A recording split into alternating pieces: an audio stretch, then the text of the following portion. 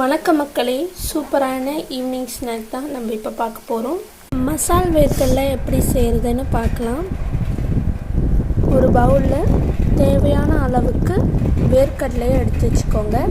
அதுக்கப்புறமா பவுலில் தேவையான அளவுக்கு வேர்க்கடலையை எடுத்து வச்சுக்கோங்க.